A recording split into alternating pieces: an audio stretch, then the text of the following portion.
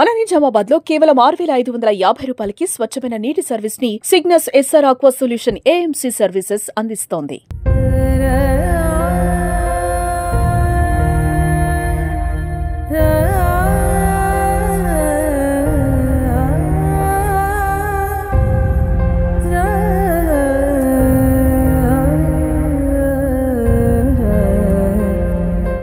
తన సోదరి కళ్ళ ముందు మరణం ఒకవైపు, తన ఇన్ని రోజులు చదువు ఒకవైపు, ఈ రెండు మధ్యలో కూడా విద్యార్థి సతమతమవుతూ 10వ తరగతి పరీక్షలు రాసినటువంటి క్రమం. 10వ తరగతి పరీక్ష చెల్లెలు చనిపోయి కూడా కళ్ళ ముందలు ఉన్నప్పటికీ కూడా ఆయన ఒక ఎంత రోదనతో వెళ్ళాడంటే 10th క్లాస్ కాబట్టి ఆ పరీక్షలు రాయకపోతే తన భవిష్యత్తు కూడా ఒకవైపు తల్లిదండ్రులు బలవంతంగా కూడా చెప్పి పంపించినటువంటి క్రమం. మనతో మాట్లాడడానికి లక్ష్మీ గణపతి ఉన్నారు. వాళ్ళ చెల్లెలు పల్లవి ఆ మృతి ఆయన చాలా తీవ్రంగా కలిచివేసిందని చెప్పొచ్చు. నాన్న, నీకు ఆ రోజు తెలుసా బిట మీ చెల్లెలు ఇట్లా అయింది, అంతకుముందు ఇట్లా జబ్బుతో బాధపడుతుందని చెప్పి నీకు తెలుసా? ఇంతకుముందు జబ్బుతో ఉన్న మ్యాటర్ తెలియదు కానీ చనిపోయిన ఆ రోజు తెలుసు. ఎగ్జామ్ ఒకవైపు ఉంది, ఇట్లా మీ చెల్లెలు కళ్ళ ముందు ఇట్లా అయింది, ఎగ్జామ్ రాయడానికి వెళ్ళినావా? ఏం ఎగ్జామ్ ఉండే? హిందీ. చెప్పారా నాన్న వాళ్ళు ఇట్లా చెప్పారా, నాన్న నువ్వు వెళ్ళు ఎగ్జామ్ రాయమని చెప్పారు? పల్లవి నీతో ఎట్లా ఉంటుండే నాన్న? అవును, సెవెంత్ క్లాస్. మీరు అందరు కలిసి బాగా క్లోజ్గా ఉండేవాళ్ళు, ఆడుకుంటున్నారు? క్లోజ్గానే ఉండేవాళ్ళు. చెల్లెలకి ఇట్లా ఒక వ్యాధితో బాధపడుతుందని చెప్పేసి నీకు లాస్ట్ చివరి వరకు కూడా నీకు తెలియదా? చెప్పలేరు ఇంట్లో వాళ్ళు. 10th క్లాస్ అని టెన్షన్ తీసుకుంటాను, చెప్పలేదు ఇంట్లో వాళ్ళు. చూడొచ్చు, ఆ మాటలు కూడా రావడం లేదండి. పెదవి పై నుంచి ఆ మాట వస్తే పెదవి తడబడుతుంది, గుండె కొట్టుకుంటుంది. అలాంటి సిచ్యువేషన్. ఎందుకంటే కలిసిమెలిసి పెరిగారు, కలిసిమెలిసి జీవించారు. చిన్నప్పటి నుంచి కూడా చెల్లెలు అన్న ఆ బంధం కూడా చాలా బలమైనటువంటి బంధం. అలాంటి అసలు ఆడిపాడే వయసులోనే తన చెల్లెలు కళ్ళ ముందల ఏ ఒక వింత వ్యాధితో, క్యాన్సర్ అట, అది చాలా రేర్గా వస్తుందంట. అలాంటి వ్యాధితో చివరి వరకు కూడా ఈయన కూడా పేరెంట్స్ చెప్పలేదు. అలాంటి సిచ్యువేషన్లో చూడండి, చివరకు ఆమె కళ్ళ ముందు మరణించడం, ఒకవైపు పరీక్ష ఉండడము, మరి రెండిట్లో కూడా ఎట్లా ముందుకెళ్లాలో తెలియని పరిస్థితి. అట్లాంటి పరిస్థితిలో కూడా ఎగ్జామ్ రాయడానికి వెళ్ళాడు కళ్ళ ముందల. అట్లాంటి పరిస్థితి నెలకొంది. మరి చాలా ఆవేదనతో ఆ కుటుంబం అయితే ఉంది.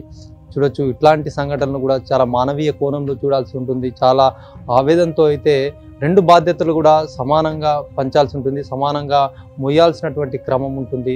మరి అట్లాంటి సిచ్యువేషన్లో నిజామాబాద్ చెందినటువంటి సాయన దంపతులకు 2 పిల్లలు, పల్లవి, లక్ష్మీ గణసాయి, వీళ్ళిద్దరిని కూడా చాలా అన్యోన్యంగా పెంచారు. చివరకు ఆ పల్లవి కన్నుమూయడం, ఒకవైపు కొడుకు 10వ తరగతి పరీక్షలు ఉండడం, ఇదంతా కూడా జిల్లా వ్యాప్తంగా కలిచివేస్తుందని చెప్పచ్చు. ఇలాంటి సంఘటనతో కూడా ఆ తల్లిదండ్రులు చాలా ఆవేదనతో మునిగిపోయారని కూడా చెప్పారు.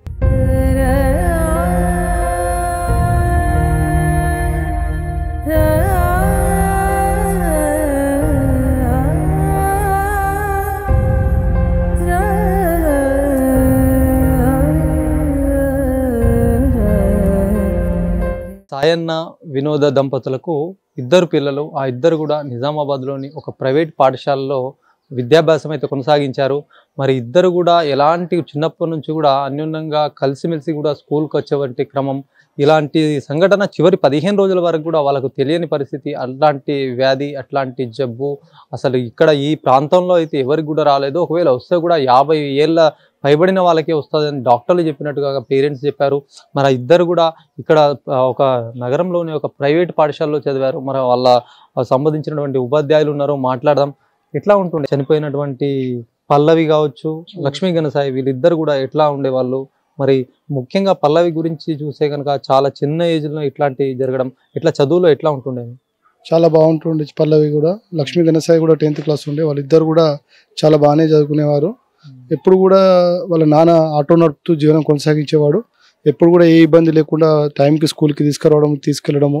అమ్మాయి చాలా యాక్టివ్ ఉంటుండే, చాలా స్మార్ట్గా 7th క్లాస్ కానీ అమ్మాయిని చూస్తే ఎంత అందంగా ఉంటుండే. స్కూల్కి రెగ్యులర్గా రావడము, చదవడం కూడా బాగుంటుండే. అండ్ మాకు ఒక 25 days 1 month ఆ టైంలో వాళ్ళ డాడీ ఒకసారి వచ్చాడు. ఏమైంది సార్, సంక్రాంతి హాలిడేస్ నుంచి పాప స్కూల్కి వస్తలేదు, మరి మేము క్లాస్ టీచర్స్ వాళ్ళు 7th క్లాస్ టీచర్ వాళ్ళు ఫోన్ చేస్తే హెల్త్ బాగాలేదని చెప్పారు. మరి ఇన్ని రోజుల నుంచి రాకపోతే పాపది చదువు దెబ్బతింటుంది, మరి ఏమైంది సార్ అని చెప్పేసి అడిగితే స్కూల్కి వచ్చారు. ఇక్కడ ఆఫీస్ రూమ్లో మరి ప్రిన్సిపల్ మేడం ముందు నా ముందు చాలాసేపు హాఫ్ అన్ అవర్ కూర్చొని జరిగిన విషయం అంతా చెప్పి చాలా బాధపడ్డాడు. అనుకోకుండా క్యాన్సర్ అటాక్ అయింది సార్, అది బ్లడ్ క్యాన్సర్. అసలు నయం కాదట, ట్రీట్మెంట్ ఇప్పించినా కానీ అమ్మాయి చూడలేని పొజిషన్ ఉంటుంది. ఆ అమ్మాయికి మీరు చూసుకోవాలి ఒక 2-3 నెలలు 4 నెలలు అంతకంటే ఎక్కువ బతకదు. అప్పటిదాకా మీరు చూసుకోవాలి అనుకుంటే వీలైనంత మట్టుకు బ్లడ్ అవసరమైనప్పుడల్లా డాక్టర్ సమక్షంలో బ్లడ్ ఎక్కించండి, కాకపోతే మాత్రం నయమయ్యే జబ్బు అయితే కాదు అని చెప్పేసి అనగానే తను చెప్తూ బాధపడితే ఇక్కడ మేము కూడా స్కూల్ మేనేజ్మెంట్ వాళ్ళు కూడా చాలా తీవ్రంగా విషయాన్ని చాలా అంటే చాలా బాధపడి మా స్కూల్ మేనేజ్మెంట్ వాళ్ళ ల్యాబ్ సార్ వాళ్ళ కొడుకు డాక్టర్స్ వాళ్ళ అందరూ కూడా ప్రయత్నం చేశారు. అందులో భాగంగా అమ్మాయికి ఓ పాజిటివ్ బ్లడ్ ఎవరైనా ఇచ్చే వాళ్ళు ఉంటే కూడా చెప్పండి అని చెప్పేసి ఆ అమ్మాయి వాళ్ళ తండ్రి చెప్తే నేను కూడా బ్లడ్ ఇవ్వడం జరిగింది. బ్లడ్ ఎక్కిస్తా ఉంటుండే అప్పుడప్పుడు తెలిసిన తర్వాత అప్పుడప్పుడు బ్లడ్ ఎక్కిచ్చేవాళ్ళు. అండ్ వాళ్ళ డాడీ ఇంకో విషయం ఏం చెప్పిందంటే సార్ ఇక్కడ టీచర్స్ కానీ పిల్లలకు కానీ ఎవరికి చెప్పకండి, ఈవెన్ మా ఇంట్లో మా కొడుకు 10th క్లాస్ కాబట్టి చదువు డిస్టర్బ్ అవుతుందని క్యాన్సర్ అనే విషయం చెప్పలేదు సార్, హెల్త్ బాగాలేదని చెప్పాము కాబట్టి ఈ విషయం ఇక్కడ కూడా చెప్పలేదు అని చెప్పేసి కూడా చెప్పడం జరిగింది. అంటే పిల్లల చదువుకు అంత ఇంట్రెస్ట్ ఇచ్చి అమ్మాయి క్యాన్సర్తో అవుతున్నా కానీ ఆ ఇంట్లో ఉన్నటువంటి సొంత కొడుకు కూడా విషయం చెప్పకుండా చాలా బతికించడానికి ప్రయత్నం చేశారు పాపం వాళ్ళ తల్లిదండ్రులు. కానీ అనుకోని పరిస్థితుల్లో సడన్గా మొన్న శుక్రవారం రోజు సాయంత్రం 7:30-8 గంటల సమయంలో అమ్మాయి చనిపోయిందనే విషయం తెలిసి మేము చాలా బాధపడ్డాం. అయితే మా స్కూల్ మేనేజ్మెంట్ వాళ్ళందరూ కూడా వాళ్ళ బాబుతోని వాళ్ళ తల్లిదండ్రులతో మాట్లాడి బాబుది ఒక తెలుగు ఎగ్జామ్ అయిపోయింది, రేపు హిందీ ఎగ్జామ్ ఉంది, చదువుకు డిస్టర్బ్ అవ్వద్దని చెప్పేసి బాబుకు మరి ఎగ్జామ్ రాయడానికి కూడా ప్రయత్నం చేయించండి అంటే కూడా వాళ్ళ అంతిమ కార్యక్రమాలు కూడా బాబుది ఎగ్జామ్ అయిపోయిన తర్వాత అక్కడ సెంటర్ దగ్గరికి నేను వెళ్ళి కూడా బాబుని ఓదార్చి భయపడకు ధైర్యంగా ఎగ్జామ్ రాయి, నీ ఎగ్జామ్ అయిపోయినాకనే మళ్ళీ పాప మీ చెల్లి అంత్యక్రియలకు హాజరవుతామని చెప్పేసి ఆ రకంగా ధైర్యం చెప్పడము. మా మేనేజ్మెంట్ వాళ్ళందరం కూడా వాళ్ళకు ధైర్యంగా ఉండి అంతిమ క్రియలు అయిపోయేంత వరకు ఉన్నాము. ఈరోజు కూడా బాబు నిన్న ఇక సండే ఉండే, ఈరోజు రేపు మ్యాథ్స్ ఎగ్జామ్ ఉంది కాబట్టి బాబుకు ఇంటి దగ్గర ఉంటే ఎవరైనా బంధువులు వచ్చి మాట్లాడిస్తుంటే మళ్ళీ ఇంకా అదే తిరుగుతుందని చెప్పేసి అలా తల్లిదండ్రులు అనుమతి తీసుకొని స్కూల్కి వచ్చి మ్యాథ్స్ ప్రాక్టీస్ చేసుకోమని చెప్పేసి చెప్పడం జరిగింది.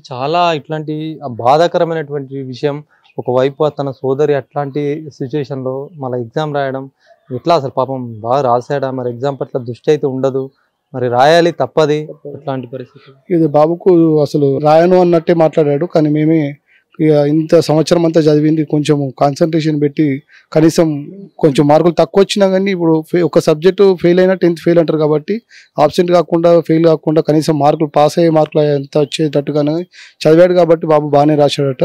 ఇక అంత బాధలో కూడా బాబు వాళ్ళ చెల్లెలు మరణాన్ని తట్టుకొని ఇంటి దగ్గర ఆ పొజిషన్ ఉండి కూడా బాబు గుండె ధైర్యం కూడా గొప్పదే, దానికి మనం మెచ్చుకోవచ్చు.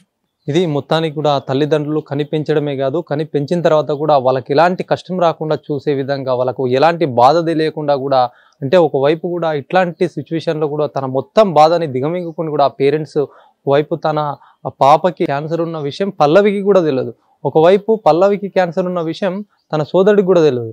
ఆ రోజు తెలిసిన విషయమే ఆ రోజే వాళ్ళకి మొత్తానికి తెలిసింది. మరి పాపకైతే చివరి క్షణం వరకు కూడా తెలియని పరిస్థితి. మరి ఇట్లా బ్యాలెన్స్ చేసుకుంటూ కూడా తల్లిదండ్రులు చాలా కష్టాన్ని అనుభవించారని చెప్పొచ్చు. కెమెరా పర్సన్ సందీప్తో శ్రీనివాస్, సుమన్ టీవీ, నిజామాబాద్.